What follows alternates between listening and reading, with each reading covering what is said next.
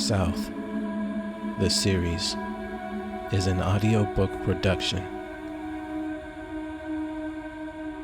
It contains subject material not suited for a younger audience.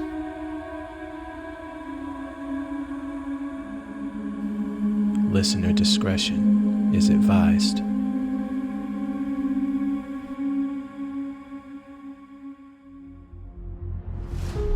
South, the Pinewood High School incident, is the telling of an unfortunate soul, a young girl lost to the whims of society. We follow the story of Cassidy Learman, a Pinewood High School student, as she finds herself stumbling down a dark and dangerous path. In Allura Shores, corporations control your every thought. It is a place where governments decide where you live and who you talk to, where the best parts of humanity are stripped away, turning the innocent into the monsters we fear the most. The path of darkness is broad and inviting. A banquet of thieves ready to take all you have. Hold true to your beliefs. If you are not careful, someone will replace them with their own.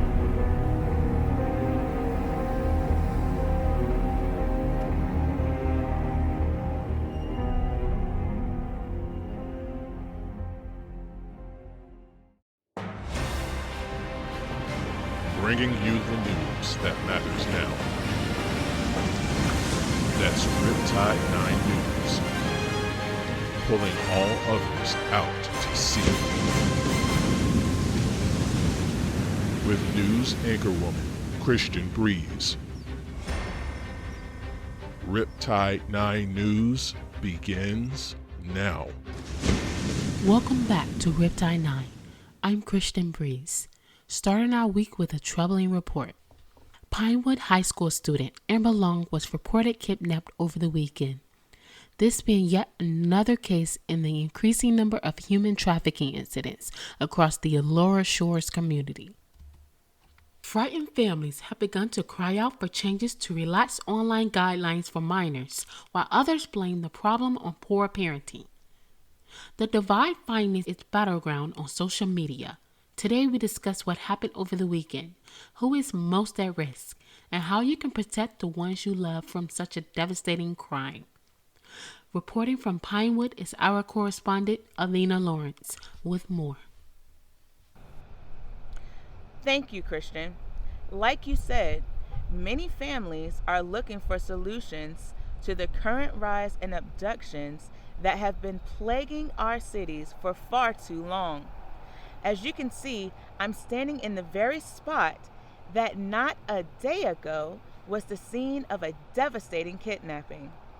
17-year-old Amber Long was shopping with her best friend and fellow student Cassidy Learman when all of a sudden they were attacked by people in a white van, beat, and Amber was taken.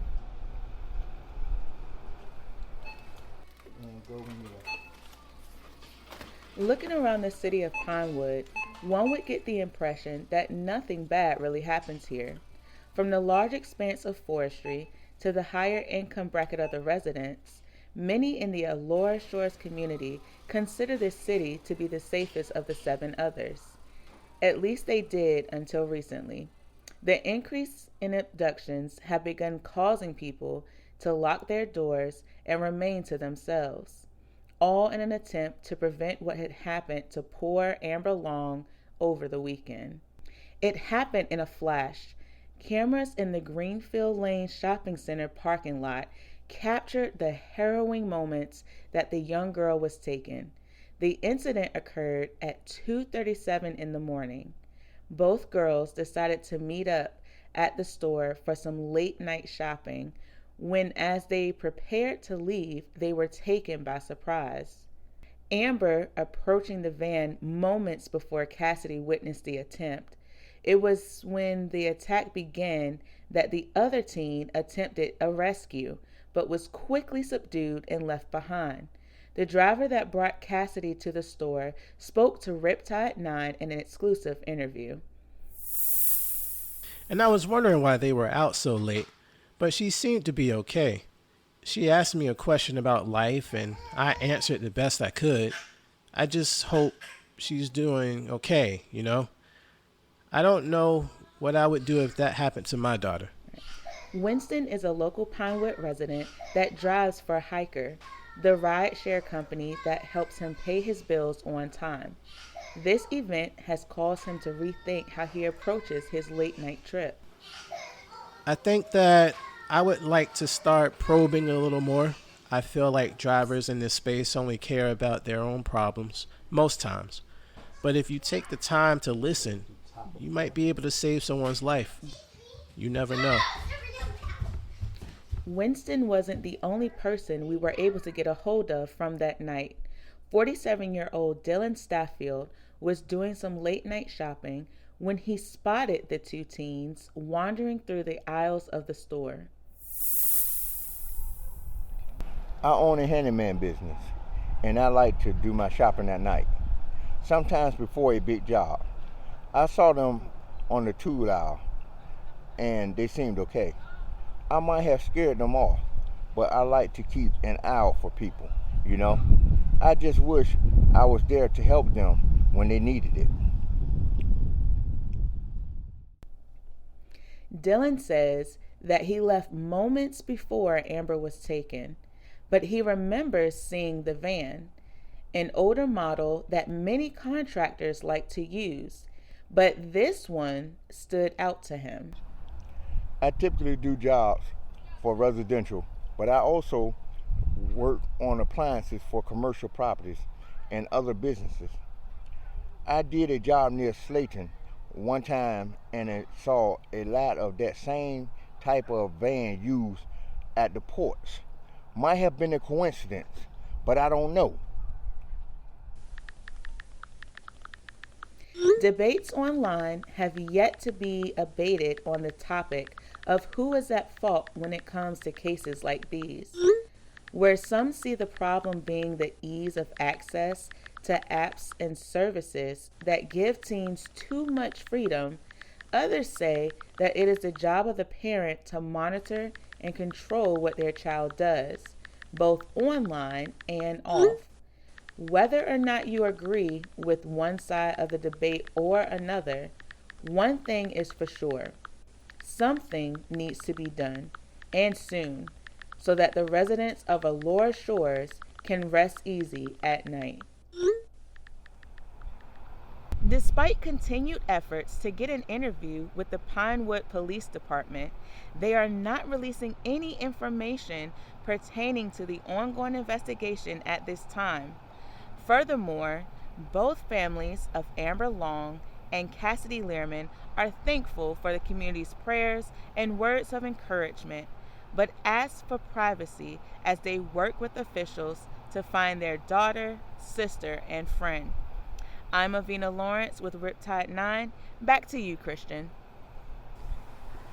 Thank you, Avina.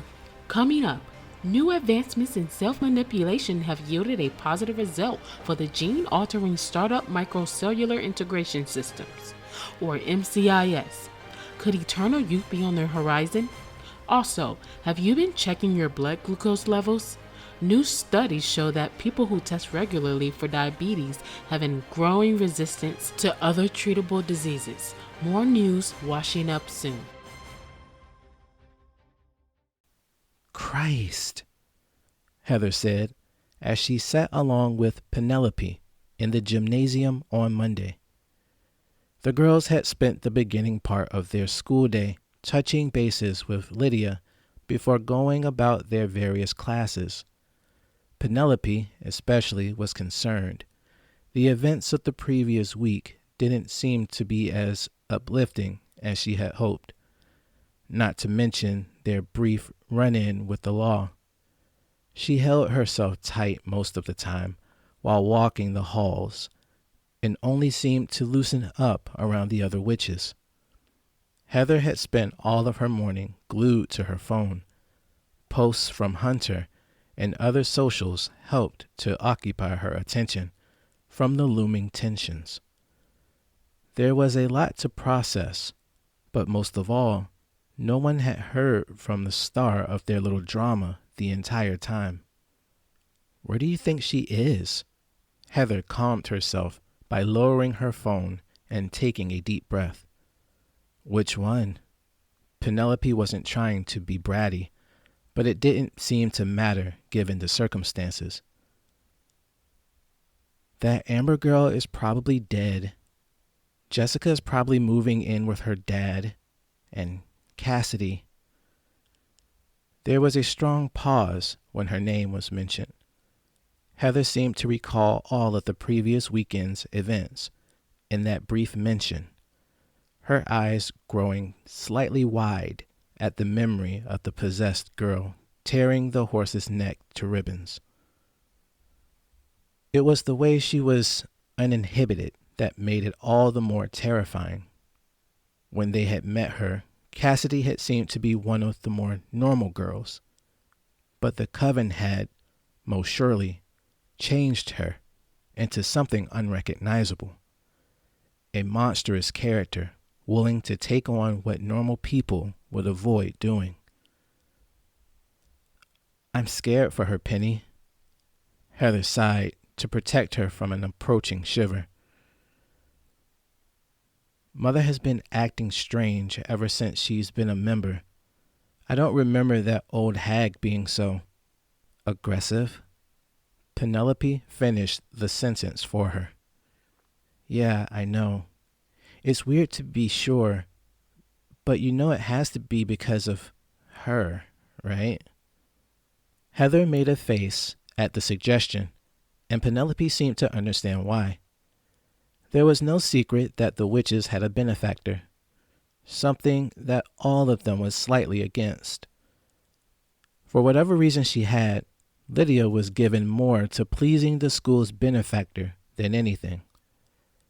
It was true that Southern Cuts was the reason why they were enjoying their freedom from systemic abuse and GMOs, but it didn't feel right. Everyone, them included, had seemed to fall in line with what was being peddled, and any dissent from the narrative was sure to be punished. Penelope picked up a tumbler sitting beside her and took a few sips from it before continuing. I don't know what Mother is planning, but I think we should talk more about what happened last weekend. Did you see how dismissive she was about the whole thing? That's what I'm saying, sis. Heather grabbed for Penelope's tumbler while opening and closing her hand in a beckoning gesture. We need to get some answers, even though she was annoying at times. That was not the best way to handle Jess. I can only imagine how Cassidy feels. I'm fine, Heather. It was as if she had materialized from thin air, her sudden appearance causing both girls to release quick yelps that echoed throughout the gym. She had appeared on the row of bleachers directly behind them and stepped lightly towards them, as if trying to maintain her stealthy approach. She looked like she had seen horrors no one should, her unkempt dark hair flung flaxen to one side and draped over a loose black t-shirt. Baggy jeans made up the rest of the outfit, the other girls not being focused enough to make out the shoes. Her face was gaunt, with deep bags developed under her once innocent eyes. She was carrying a notebook, the same one that Penelope recognized as being the same she'd been writing in when she first joined.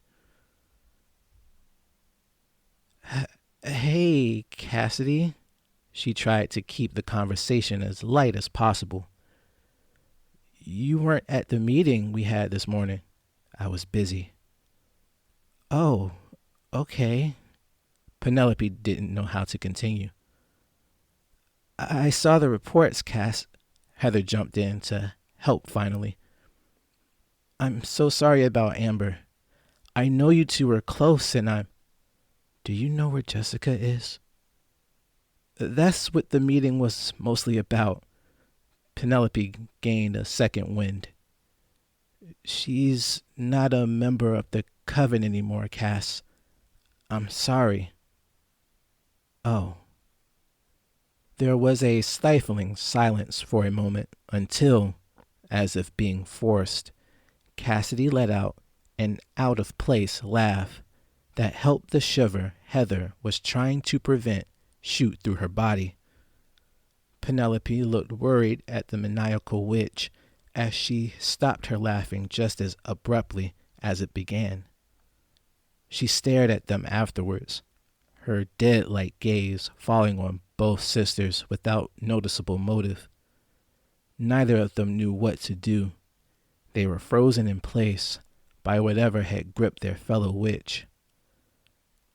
Without any further words, Cassidy turned away from them and prepared to disappear. Cassidy, wait. Penelope succeeded in her attempt. I don't know what to say. I'm sorry isn't the right words, but maybe there is something we can do. Cassidy turned to face them again, and where at first they were terrified, they saw an entirely different Cassidy than before. No, it was the one they had left back at the farm, tears falling down her horrid features. Penelope motioned to approach her, but something held her back, an unsettling feeling in the pit of her gut that made her hold herself instead. She looked to Heather and, as if discussing the details telepathically, she shook her head in protest. Penny, you know I don't like doing that with coven members. Heather's protest seemed to make Cassidy even the more curious. Binding rituals are one thing, but what you're asking me to do now might be too much for her to handle. We don't know that for sure. Penelope glanced at Cassidy as she spoke. She's already been working with the spirit, and it seemed to be protecting her. It sounds like it's her guardian. All we need to do is channel it and have it guide her to the answers she needs. You can bring it back? Cassidy nearly leapt for joy. The change in her demeanor was a relief for the two as they relaxed their tense stances.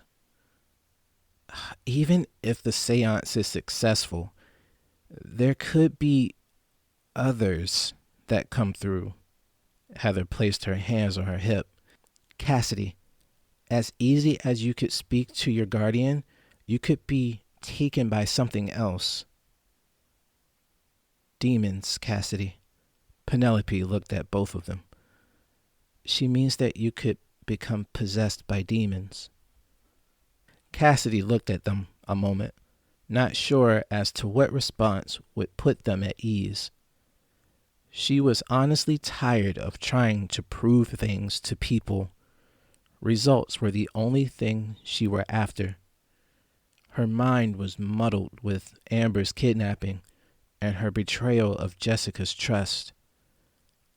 As she looked at the two well-looking girls in front of her, she felt no sense of worry concerning their warning. It wasn't them that were to be placed in danger after all. It's okay, Heather. Cassidy wiped her face. I'll do it. I would calm down and think about this if I were you. As they managed to get themselves hooked on the idea, Heather reeled them back to reality. This is a form of auguring that has serious consequences if done poorly, Cassidy. We could end up breaking your mind in pieces. It's already broken, Heather. Cassidy allowed it to escape. I need to regain my power.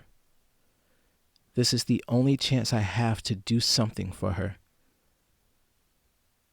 Heather looked back at Penelope to see if she would say anything to stop the inquiry. When she received no such response, Heather tossed her hands in the air and relented. She returned to a seated position and sipped from Penelope's tumbler.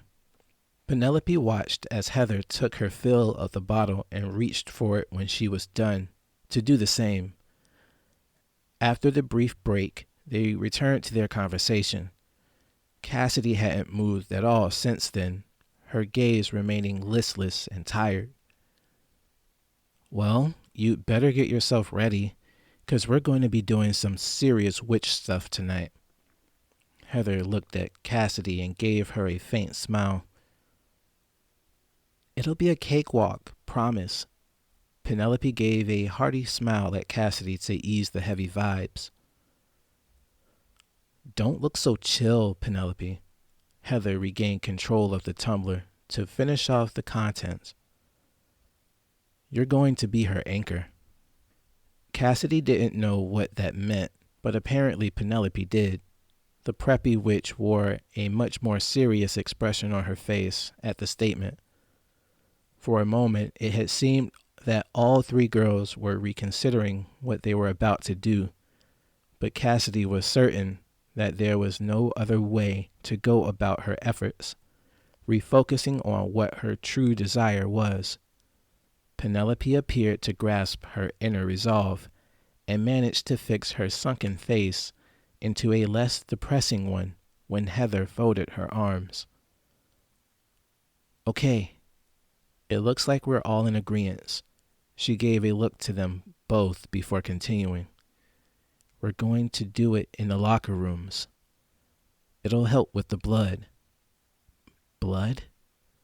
Cassidy looked almost worried. "Oh yes, there will be blood." Heather seemed to tease.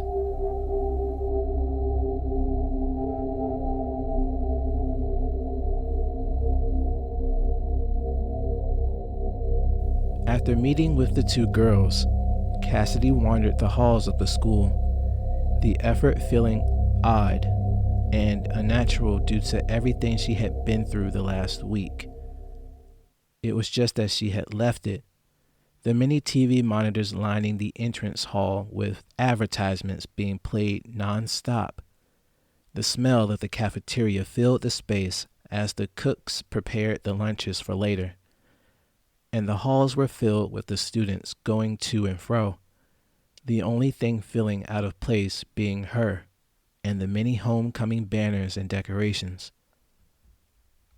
Just as she was making her way towards the class, she was stopped by someone she had forgotten about completely.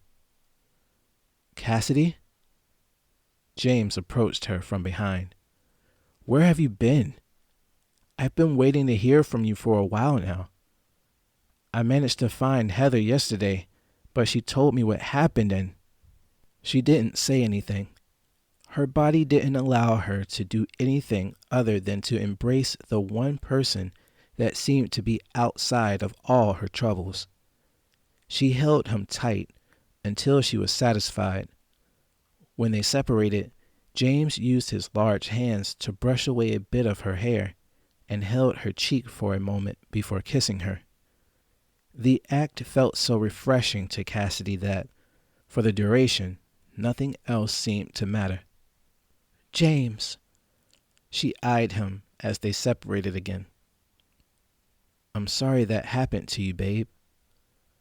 He held her close to his chest while stroking her hair. She felt like an idiot for keeping him out of the loop for so long, and wanted to hit herself. She knew James wouldn't allow her to do it, however, and a sort of grin sent a shiver through her body. She was in love with him, that was for certain, and felt much more confident when she was with him. She was ready to trust him and prepared to share the troubles that she was in. She didn't want to be a burden on him, but she was certain that he would find a way to help her anyway. "Amber was kidnapped," she began while looking up from his chest. "It happened so fast, James. She was right there in front of me when I tried to stop them, but It's okay, Cassidy. James comforted her. You did what you could. That's not true. The protest seemed to come from nowhere. It was all that woman's fault. Elizabeth is her name. She took the anger demon from me, and James pulled away at this point and gave a sort of look when she said that. Cassidy didn't think much of it and continued to tell him about how her power was manifesting before she was injected by the businesswoman. Throughout her confession, James seemed to grow increasingly concerned until, when she brought up her current living situation, she stopped her. Cassidy, wait. He needed to ground himself. All these things you're saying, I know that the coven has been helpful for Jess, but demons? Attacking police officers? You ran away from your mom, but it seems like she was trying to help you. It looks like you've been doing all of this to yourself. Cassidy felt flush at the boy's sudden assault, and her lips parted in preparation for a gasp. She was sure that she wasn't alone in the way that she felt, and that of all the people she knew at the school, he would be the one to take her side. She looked him up and down, as if to spot where the thorn that was controlling his thoughts was located, and, when she saw that he was of sound mind, allowed a serious malice to take hold of her. Her disapproval of his criticism was so strong that he picked up on it instantly and scratched the back of his head nervously. Cassidy, I'm here for you. He tried to fix the situation. Honestly, I am. It's just that what you're saying makes you sound... What? Crazy? Cassidy finished his statement for him. You were there at the effigy burning. You saw what we were doing, and you said nothing then. What's different now? James folded his arms and looked at her closely. The way she was defending her actions was making him grow more concerned with each statement. Cassidy also folded her arms to match him, and the two maintained their position until she decided to relent with a sigh. James seemed to not take the spat so lightly as, when she lowered her arms, he kept his secured against his body. She felt a heat building at the boy's continued resistance and felt herself wanting to lash out. James, I'm trying to keep it together. She was blunt. I know, Cass. He finally lowered his arms. I'm sorry for being so judgmental. I do want the best for you, but maybe you should step away from the coven for a while and... Why would I do that? She was louder than she wanted to be. They've been there for me the entire time, and... That's the problem, Cassidy. He matched her energy. They're there. They were there whenever Jessica stubbed her toe and never let her make her own decision. That's why we didn't work out before. It was because they kept interfering with our relationship. I thought that it would be different with you somehow, but I guess not. She was looking into his eyes the entire time to see if she could spot some weakness, but he was certain of himself. As he continued to try tearing down her perception of the coven, Cassidy wondered if he was right. Since she had been a member of the coven, things had been moving so fast. She was doing things that she would never have done before them, and she often felt out of place. James kept silent for a moment and allowed her to further collect what she was going to say. The effort bearing fruit once she allowed herself to consider the other side of the argument. I'm going to look for her, James. Her thought was her own. You might be right, but I'm going to use all of the resources I have at my disposal to find Amber and bring her home. I can't let it go. I can't let her go. The coven has been there for me, maybe a little too much, but still, Cassidy, I'm not trying to keep you from what you feel is right. James met her determination. But if we're going to be together, I need to let you know how I feel. As far as Amber is concerned, I'm here for you, but the coven is becoming too much for me. Then I'm too much for you. Cassidy was blank in her expression. James didn't say anything else, his choice in silence making Cassidy loosen her tense expression slightly. He relented and raised his hands up with an indignant, "Okay," before walking away. Something clicked in her head, and Cassidy tried to stop him by taking a step, but stopped when she remembered the conversation. She was tired of people flaking on her because they had their own ideas of how she should carry things. She watched him disappear into the school and felt herself sigh, an attempt to relieve the tension of the argument.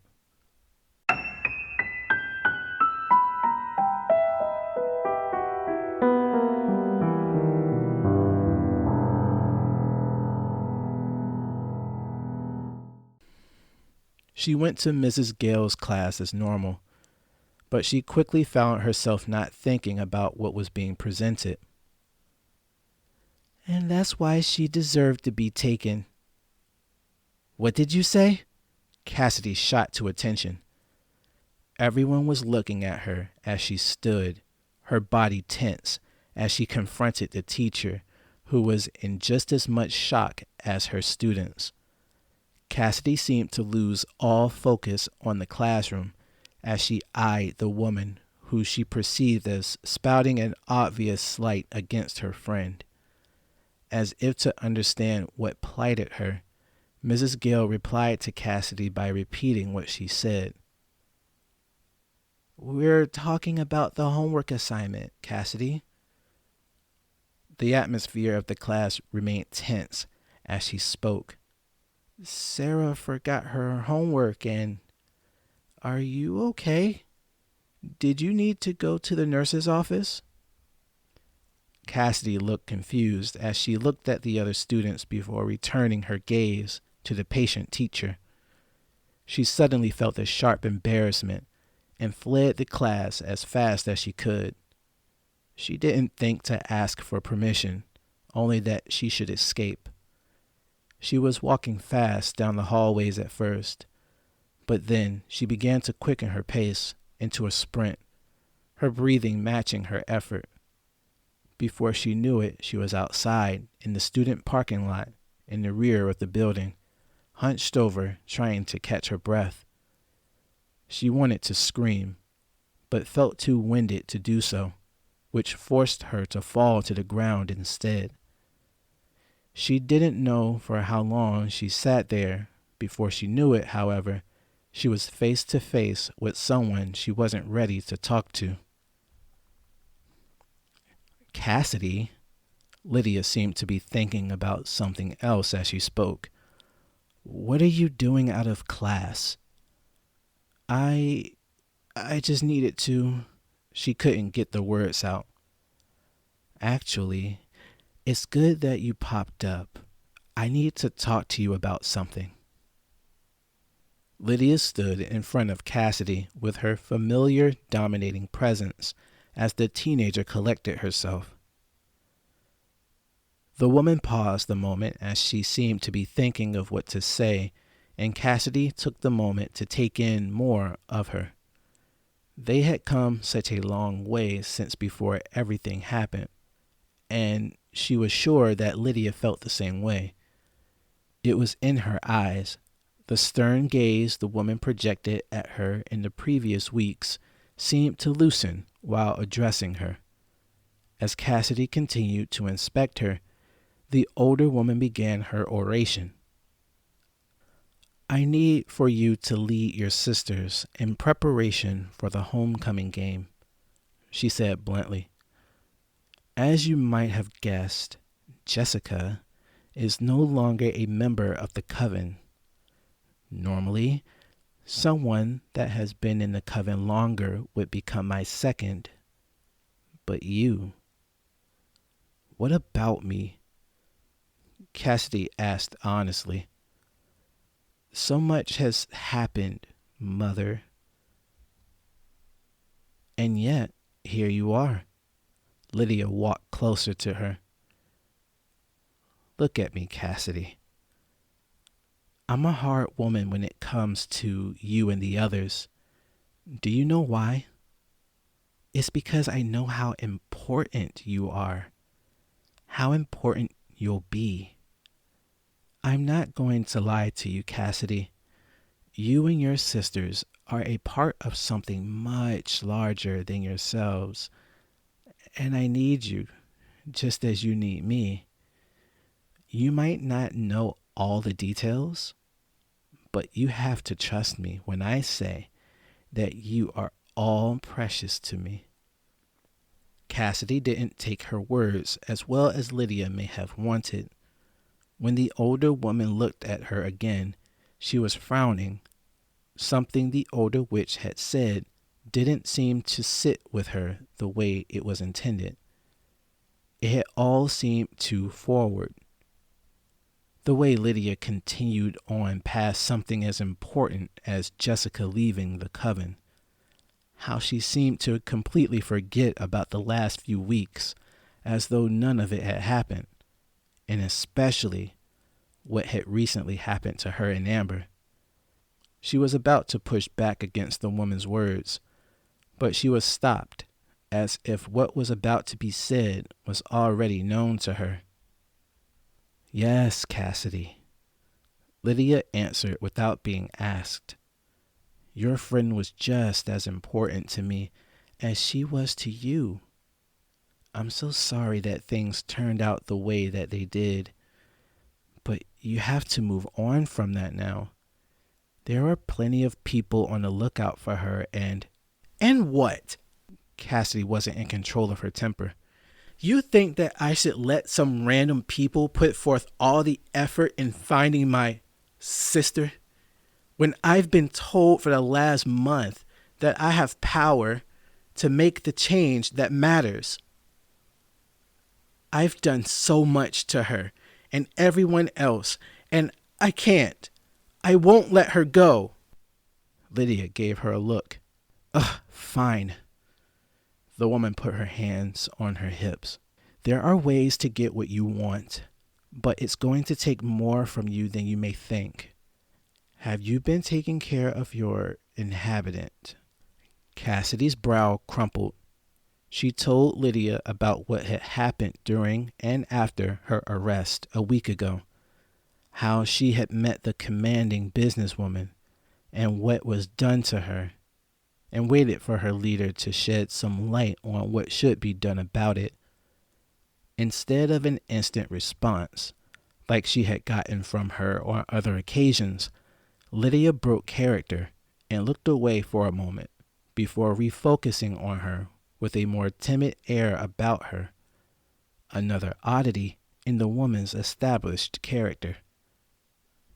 Well, maybe it's for the best, Cassidy. The odd behavior continued. You should find some comfort in your fellow sisters on the matter. I have a meeting to get to, so be sure to find your way back to class, okay? Cassidy didn't get a chance to challenge any of her observations of the woman, as, before she could gather a thought, Lydia departed from the scene with a pace that mirrored a speed walker. When the woman was out of sight, she collected herself by staring at the blue sky above and allowing her mind to wander. It was obvious to her that something was wrong. not only with Lydia, but with everything and everyone around her. She needed answers, and she wasn't about to let someone else find them for her. She accepted her emotions for what they were and marched herself back towards the school with a newfound determination. "I'm coming, Amber."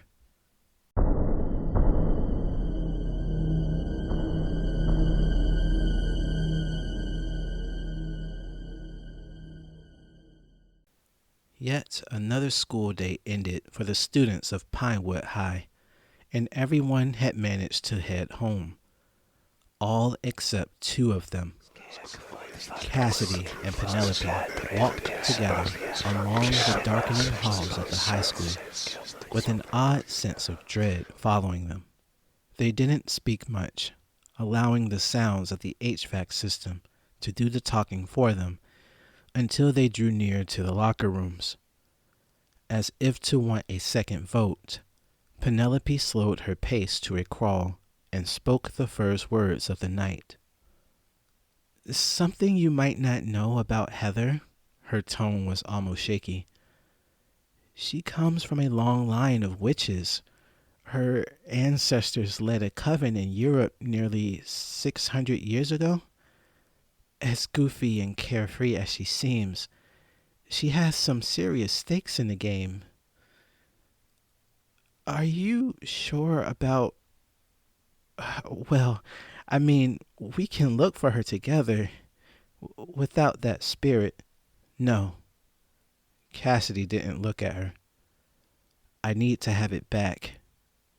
Too much is going on, and I need to be able to fight whatever comes."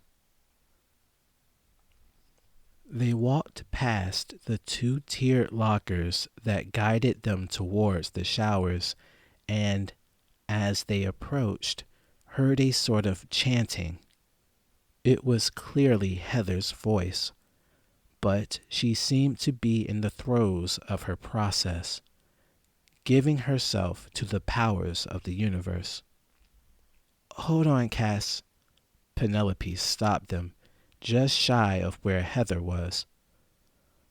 "Once we enter the space she set up, we're going to go right into the communion. Like she said, I'll be spotting you, so, like I told you earlier, I remember." Cassidy interrupted. "Do me a favor, Penny." She nodded, although she was stiff with concern. If I lose myself." Penelope stopped her by placing her finger on her lips. Although the two were equally concerned for what was about to happen, it seemed that she had the insight to know how second-guessing one's self will only lead to a bad outcome. As if to understand, Cassidy nodded, and the two walked into the ritual that Heather was still conducting. The gutter witch had set up a good amount of candles around and encircling, the setup taking the space of an entire shower stall. There were 3 items set up in front of her: a chalice filled with a dark liquid Cassidy assumed was the blood, a hand mirror that appeared to catch Penelope's eye, and a feather that seemed out of place to them both. Cassidy walked to the center of the circle and knelt adjacent to Heather, who was still continuing with the chant unobstructed. When all movement had ceased, Heather stopped chanting, but kept her eyes closed. "On this night of the hallowed moons, speak your intent, daughter of Hadley." "I seek the power that was taken from me." She said the rehearsed words, despite their awkwardness leaving her mouth. "To reconvene with the spirit, Ander. To save my sister Amber. Choose the path you wish to take." By this time, Penelope had knelt behind Cassidy. "Of peace, of reflection or of blood? Cassidy didn't hesitate in her decision and grabbed the chalice with a quickness that seemed to make Penelope uncomfortable. Still, with her eyes closed, Heather began mouthing what was assumed by the other two witches the rest of the spell. When she was finished speaking the words a second time, she opened her eyes and stared into Cassidy, as though trying to see Penelope behind her. Take into you what was taken out. Heather dipped a finger into the chalice and placed a dot of the contents onto Cassidy's forehead. There were no other words spoken. Cassidy drank deep from the cup and didn't stop until it was empty. Once done, she lay back into Penelope's awaiting lap and allowed the ritual to continue within her. Heather went on with her chanting, while Penelope, with eyes closed, began to say words as well. Cassidy didn't feel anything at first, but as their efforts continued, she began to feel strange. The room began to spin, and her body felt like it wasn't her own, as if it were twisting into itself. Sounds that she hadn't heard before found their way to her from the four corners of the ritual space, and, despite her efforts, she was unable to witness what they were. "Are you there?" she shouted from within her mind. "Answer me, demon. Come back to me. I need your strength." It wasn't there, her desired reconnection becoming less possible with each moment. She remained within the mirage of a trance. There were other whispers. Things that she didn't recognize began whispering around her, but they were not what she wanted. There was one that she thought she recognized, however, her suspicion growing into certainty when the strong voice made her shiver with memories she thought were buried along with them. "Dad?" Her mind was considerably weaker than she gave herself credit for. "I'm sorry." There were no words on that plane of existence, her voice becoming drowned out by the oppressive memory of the man. She tried to reach for him, but she had no arms. She was helpless against the weight of the space she found herself drifting through, the pressures of time not seeming to matter, as it felt like an eternity had already gone by. She wanted to make him her own, just like she was working to do with the Ander demon, but she couldn't get a grasp of him. As suddenly as she had reached the spot of the void that held what resembled him, however, she was thrust back to her reality, at first in slight tugs, and then as quickly as rushing waters. Every one of her senses seemed to come to her in waves as she waited for the trance to pass. It was as if she were falling back to Earth from outer space, her fear of an actual impact growing with each second she fell. It was a moment after that feeling that she actually felt what she didn't want to feel, her own body trembling in sweaty clothes between the two girls that tried to help her. There was no helping it. She was back to the gym locker room. The girls were still chanting, Penelope holding her head between her palms. With a gasp, she called out one last time to reach him. "Dad!" But he was gone. Well, that was unexpected. I sure hope Cassidy isn't doing something she's not supposed to be doing. That doesn't seem to be the case. Thank you so much for being a part of my audience.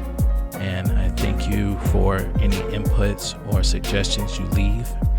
Be sure to send me a comment on Twitter at The Writer Wesley.